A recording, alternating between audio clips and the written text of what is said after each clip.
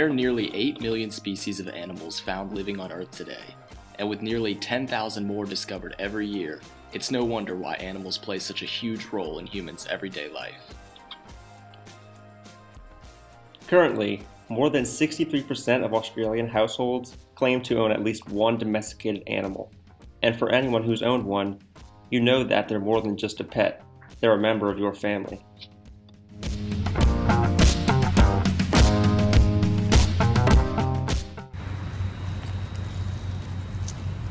Animals have played a vital role in the evolution and development of humans found all across the world. For centuries, the hunter-gatherer environment distinguished animals as nothing more than a source of food, but this perception was soon to take a dramatic shift. Over time, the bond between humans and animals only continued to strengthen and flourish.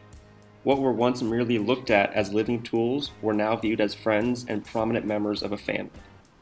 Once a domesticated animal was adopted into its newfound family, people were given a glimpse into how truly impactful they could be, and the endless possibilities for what they have to offer. Often, the main benefits associated with having an animal aren't physical things at all, but rather immense emotional benefits. Animals provide a means of support unlike any other, and often help people through tough, trivial times in their life. Animals also provide an incredible way for humans to learn the basics of caring for others, all while strengthening the relationship between you and your pet at the same time. Hey, what's your name? Eric. Nice to meet you. So yeah, I'm doing a project just on human-animal connections, and I just had a couple questions for you. Okay. So yeah, first one is, did you grow up with any animals? Like, do you have any pets when you were younger? Yeah, I have a dog as a pet right now. Oh, right now. Mm-hmm. Nice. Would you say that that dog has affected you in a positive way? Yeah, definitely. I think every time I'm stressed out or just don't really want to talk to people, sometimes you just hang out with your dog. And also it's a really good thing I just for exercise too, and just stuff like that. It always gets you out of the house and moving. So I think it's had a really positive effect in lots of different ways in my life.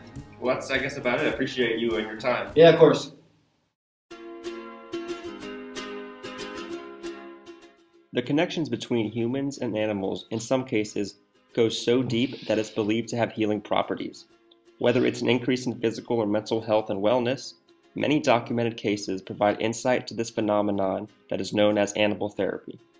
Thus, animal therapy consists of a range of emotional, social, and physical support derived from the interaction of humans and animals in times of distress. Animal therapy had its first documented treatment in the late 18th century by William Tuke involving mentally ill patients interacting with various farm animals. In today's society, therapy involving animals is nothing new to medical professionals and is repeatedly found throughout the world. Believe it or not, many universities offer designated days to play with different types of soft, cuddly animals, typically organized during finals week. Many students love the opportunity to spend time playing with puppies and claim that the time spent is incredibly relaxing. Another incredible benefit that animals provide are their assistance in the medical field. While they provide incredible emotional support to sick or injured people, they also offer immense physical support that can be revolutionary for those in need. This physical service often comes in the form of guide dogs for the blind or dogs assisting people who are confined to wheelchairs.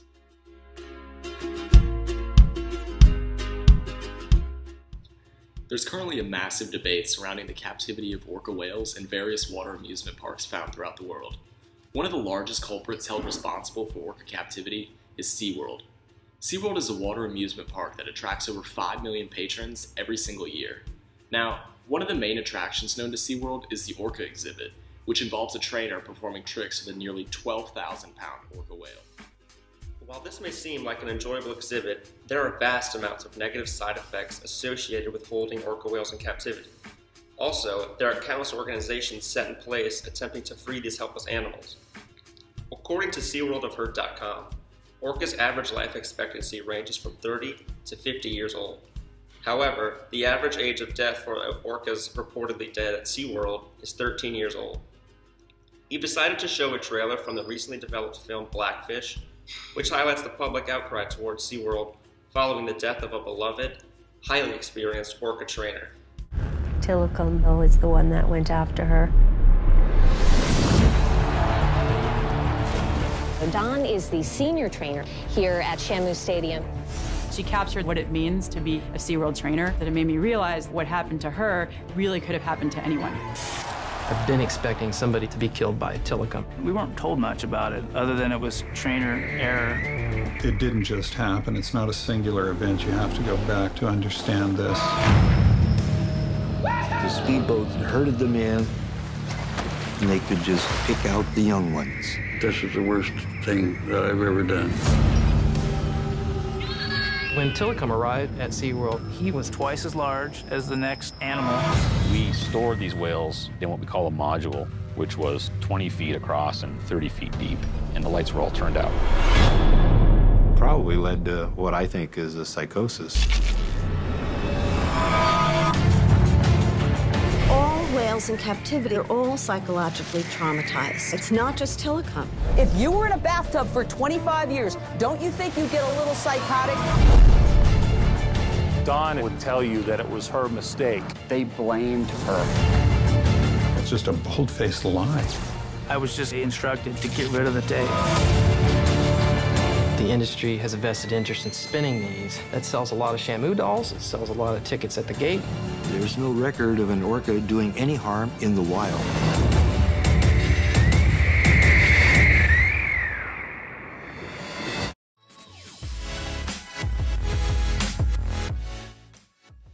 Orcas are only one instance of animals held captive for the amusement of others. There are currently over 1,500 zoos found throughout the world that house thousands of different animals captive. To get a better gauge of the public perception towards animals held in captivity, once more we decided to interview a fellow University of Sydney student to find out more. Hi, what's your name? Ash. Nice to meet you. Nice to meet you as well. So, what are some of your thoughts and feelings towards animals that are held in captivity? I am firmly against animals being held in captivity. I understand the need for it. I understand that we have zoos and aquariums and they work a lot to help with conservation efforts and education. And I am extremely supportive of that, and I understand where people come from when they say that. Right. But at the same time, I don't think it's very fair when you look at animals in the zoo and they're held in such small enclosures, and it's just there are all sorts of animals have minds and they can be affected by the way they are treated, and when you look at that and you think, well, maybe they're being sacrificed to help spread the word about other animals, but at the same time, it's still not.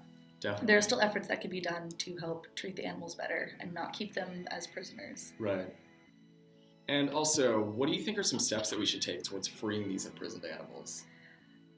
Steps that we could take to start spreading the word, I suppose, letting people know about that it is an issue, that just because it's fun to take your kids to the zoo or to go see an aquarium show, it might be fun, but it's also important to teach these people that they are prisoners here. They're it's not by choice that they're being caught. Some of them are being caught, like the killer whales at SeaWorld are not being caught fairly. They're being treated horribly, and just letting people know about that, and maybe setting ground rules as well, like laws saying that you can't just go out and just capture these animals. There have to be limitations, and then certain climates that they can be in, just things like that. Definitely. Well, I appreciate your time. Thank you very much. It's nice meeting you. Sometimes the connection between humans and animals goes far beyond the gates of a zoo. While dogs, cats, and birds are typically perceived as household pets, there are many examples of extreme human-animal connections. Here are a few.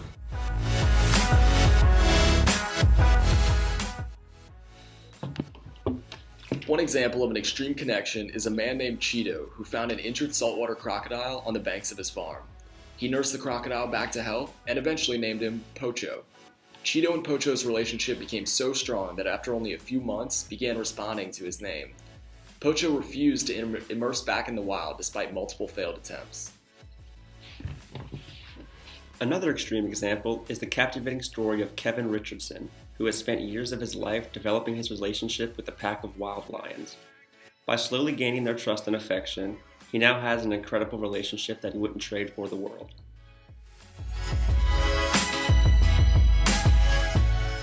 After touching on the various points of our presentation, it's easy to see why animals have played such a huge role in the evolution of the human race. By understanding the history of the shared connections, we're able to get a glimpse into just how far the relationship between humans and animals has come. It's also incredible to see how animals influence our lives every day in such a positive manner.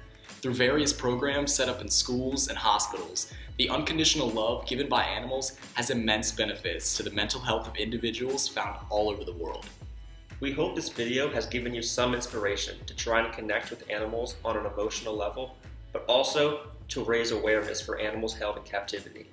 While the ethics of keeping animals in cages for display is still an ongoing debate, there's a general consensus that something needs to be said for the animals who can't say anything for themselves. Thanks for listening, and I hope you enjoyed our video. Thanks.